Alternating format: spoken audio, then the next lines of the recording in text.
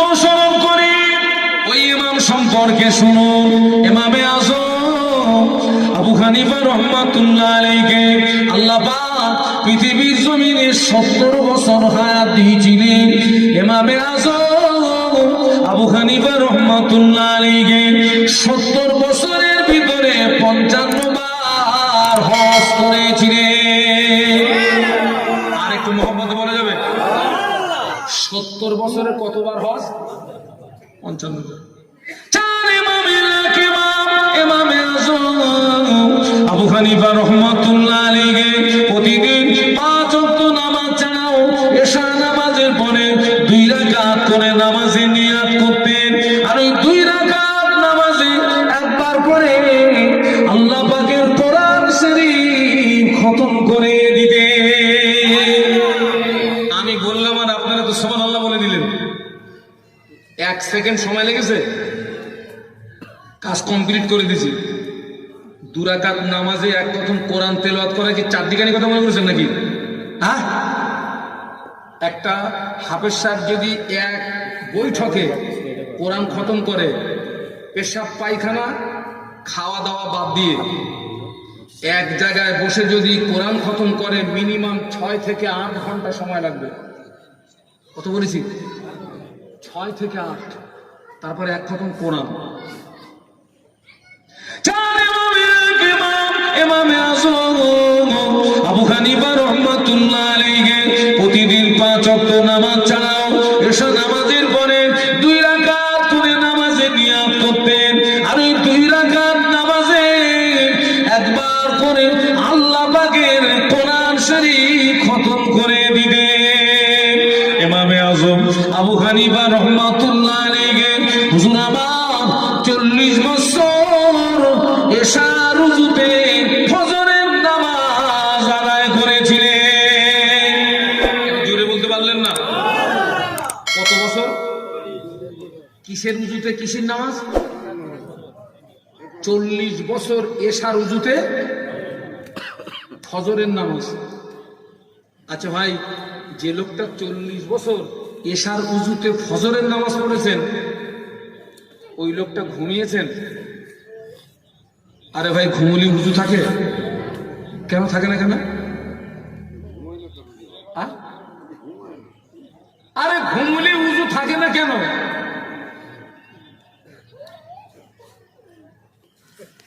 কথা বলে না, জানেন না? আরে ঘুমলে উজু থাকে না, এর মূল কারণ হচ্ছে ঘুমিয়ে পড়লে শরীরের বাঁধনটা খুলে যায়, ও পিছনের দরজা দিয়ে হাওয়া বেরোচ্ছে কিনা এ জ্ঞান আর থাকে না। তাই তোর বেরুকা না বেরো ধুইয়া গেছে। মদ্দা কথা বুঝতে পেরেছেন নাকি? ঘুমিয়ে পড়লে শরীরের বাঁধন খুলে যায়, পিছনের দরজা দিয়ে হাওয়া বেরোচ্ছে কিনা এ জ্ঞান আর থাকে না। আমাদের ঘুমে উজু নষ্ট হয়, কিন্তু নবীদের ঘুমে উজু নষ্ট হয় না। আজকের যে নবীর সিরাতের নবীতে আমরা এসছি, হ্যাঁ, আল্লাহর নবীর চোখ দুটো ঘুমাতো, আল্লাহর নবীর অন্তরটা জেগে থাকতো। একটু জোরে বলুন, আরো জোরে বলুন। এবং আমরা যে নবীর সিরাতুল মাহফিলে এসেছি, আপনারা বলুন আমাদের নবী জিন্দা না মুর্দা? এত আসতে বললেন কেন? আরো জোরে বলতে হবে। এখন এই বিশ্বাসের জায়গায় মজবুতি আছেন না? কেউ আবার বেদাত বলে ধাক্কা মারলে আবার এই জায়গায় হাত বাঁধবে। হ্যাঁ, যেখানে বাঁধতেছেন ওইখানে হাত থাকবে তো? আমাদের নবী জিন্দা না মুর্দা? আরো জোরে বলুন।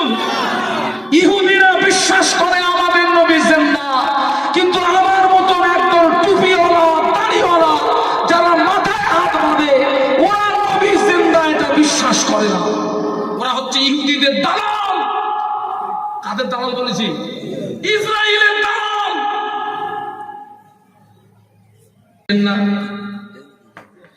নবুয়ত প্রাপ্তির আগ পর্যন্ত তিনি হচ্ছেন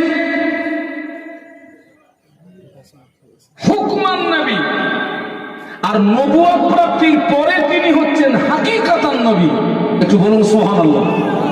নবুয়ত প্রাপ্তির আগে তিনি হচ্ছেন হুকমান নবী, আর নবুয়ত প্রাপ্তির পরে তিনি হচ্ছেন আল্লাহ রসুল নবুয়ত প্রাপ্তির পরে 3 বছর গোপনে গোপনে আত্মীয় স্বজন বন্ধু বান্ধবের কাছে একাত্মবাদের দাওয়াত পৌঁছে দিলেন। একটু বলুন সুবহানাল্লাহ। 3 বছর গোপনে গোপনে। 3 বছর পরে বিশ্বনবী প্রকাশ্য ময়দানে নামলেন। পড়ে নাও লা ইলাহা ইল্লাল্লাহ মুহাম্মাদুর রাসূলুল্লাহ, আল্লাহ ছাড়া কোনো উপাস্য নাই, আমি মুহাম্মদ আল্লাহর প্রেরিত পয়গম্বর। একটু বলুন সুবহানাল্লাহ। এখানে একটা জিনিস খুব ঠান্ডা মাথায় বুঝুন। রসুল বলছেন লা ইলাহা, বলুন ইল্লাল্লাহ, বাংলা মানে কি? আল্লাহ ছাড়া কোনো মাবুদ নেই, কোনো মাহবুদ নেই, কোনো আইনদাতা নেই, কোনো বিধানদাতা নেই, কোনো হুকুমদাতা নেই, একমাত্র কেবলমাত্র আল্লাহ ছাড়া। আচ্ছা, এই যারা সূর্য উপাসক, যারা তারকা উপাসক, যারা অগ্নি উপাসক, রসুলুল্লাহর এই কথায় তাদের স্রষ্টাগুলো আছে না সব শেষ? সব কমপ্লিট। লা ইলাহা ইল্লাল্লাহ, এক তলোয়ারই সব শেষ। একটু সুবহানাল্লাহ বলবেন না? আল্লাহ রসুল যদি বলতেন আল্লাহ মাহবুদুল মুহাম্মাদুর রসুল, আল্লাহ মাহবুদ, আমি মুহাম্মদ তার রসুল, বিশ্বাস করুন মক্কাবাসীদের সঙ্গে আমার নবীর কোনো সংঘর্ষ ছিল না।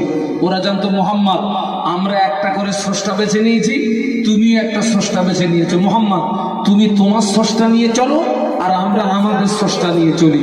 নবী বললেন না, লা ইলাহা ইল্লাল্লাহ, কোনো মাবুদ নাই আল্লাহ ছাড়া, আমি মুহাম্মদ আল্লাহর প্রেরিত পয়গম্বর। একটু জোরে বলুন। বাবা, এই আল্লাহ রসুল যে সময়ে প্রকাশ্য একাত্মবাদের দাওয়াত দিচ্ছেন, ওই সময় একাত্মবাদের দাওয়াত দেওয়াটা সহজ না কঠিন? একটা প্রতিষ্ঠিত রাজ ক্ষমতার বিরুদ্ধে বিশ্বনবী একা। আবু জাহাল, আবুল আহাব, উতবা, সায়বা, এদের নাম শুনে যেন হালকা পাতলা মনে করবেন না। আবু জাহালের ভয়ে মক্কার মানুষরা থরথর করে কাঁপত। একটা প্রতিষ্ঠিত রাজ ক্ষমতার বিরুদ্ধে আল্লাহ আমার নবীকে একা ময়দানে নামিয়েছেন। একটু জেনে বলুন, আরো মহব্বতের সঙ্গে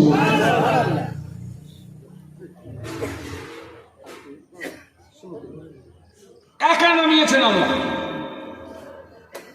বিশ্বনবী যখন প্রকাশ্য দাওয়াত দিতে লাগলেন, দেখতে পাওয়া গেল কুফারে কুরাইশের ভিতর থেকে 2-5 করে তারাও আল্লাহর নবীর কাছে হাত দিয়ে ঈমানের কলেমা পড়ে তারাও মুসলমান হয়ে যায়। বলুন সুবহানাল্লাহ। আল্লাহ রাসূল প্রকাশ্য দাওয়াত দিচ্ছেন আর কুফারে কুরাইশের ভিতর থেকে তারাও 2-5 করে ইসলাম গ্রহণ করছে। একটু বলুন সুবহানাল্লাহ।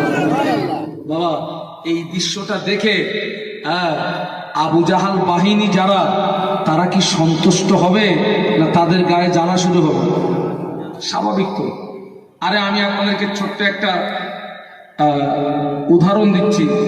আমি ব্যক্তিগতভাবে আমি রাজনীতির কথা আমি স্টেজে বলি না। আপনারা শুনেছেন কোনোদিন? না। তবে শুধু বোঝানোর জন্য বলছি, যদি সিপিএম এর লোক যদি টিএমসিতে যোগ দেয়, সিপিএম এর রাগ হবে না? হবে না? আবার টিএমসির লোক যদি সিপিএম এ যোগ দেয়, আবু জাহালের দলের লোকেরা প্রকাশ্য বিশ্বনবীর হাতে হাত দিয়ে ঈমানের কলেমা পড়ছে।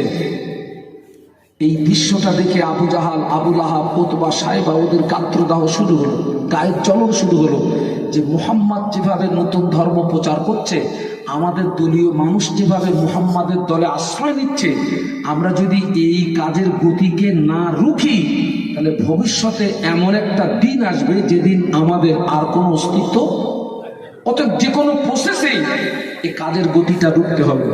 বলুন তো, দুনিয়াবী দিক দিয়ে নবীর